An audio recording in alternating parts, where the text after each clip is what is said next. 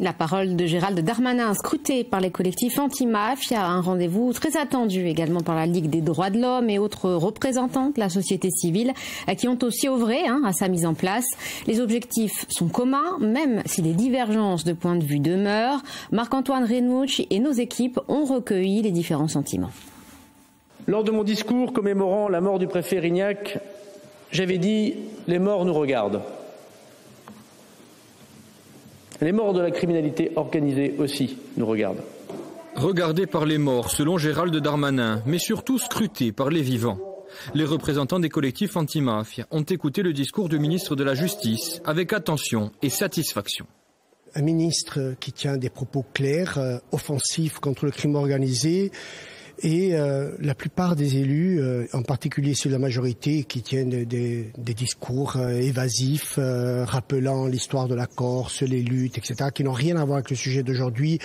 Ce sont des discours fuyants qui sont absolument pas à la hauteur de l'enjeu, et le contraste est saisissant, et c'est bien que cette session soit télévisée pour que les Corses voient la réalité de ce qui se passe dans leur pays. Impression positive également pour le collectif Amafiano à Huitaillé.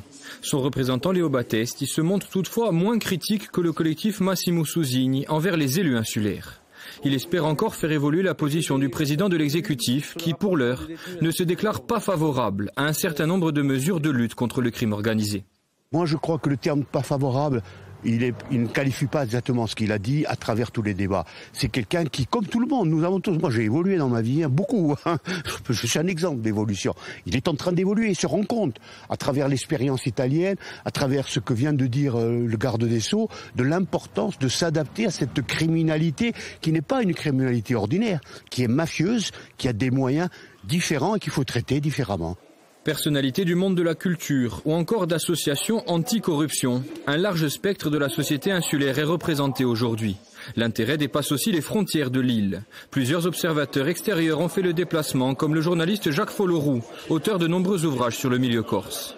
Si on prend un tout petit peu de recul, j'ai l'impression que à la fois le gouvernement, par la voix de son ministre, comme le pouvoir politique de l'île, sont eux-mêmes finalement un peu poussés à la roue par la société civile, par les collectifs, qui depuis 2019 portent une parole qui s'est structurée en 6 ans. Ils sont toujours là.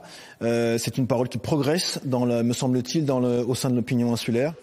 Les annonces de Gérald Darmanin n'ont cependant pas convaincu l'ensemble des personnalités présentes, loin s'en faut. Selon la Ligue des droits de l'homme, certaines dispositions de la loi contre le narcotrafic discutées actuellement constituent une atteinte aux droits de la défense. Visait également le régime carcéral exceptionnel que souhaite mettre en place le garde des Sceaux. Là, on a vraiment un objet qui est un objet extrêmement dangereux pour la dignité des gens, tout simplement. On a des gens qui sont peut-être pas très beaux dans ces prisons-là, mais moi, je refuse de perdre mon âme humaniste en pratiquant, par exemple, 10 fouilles par jour. Vous imaginez ce que ça veut dire, 10 fouilles? Des divergences de point de vue qui se sont tout de même exprimées dans une atmosphère respectueuse. L'exemple italien de lutte contre la mafia, défendu aujourd'hui par l'ancien maire de Palerme, Leoluca Orlando, et repris en partie par Gérald Darmanin, fera peut-être bouger les lignes, en Corse également.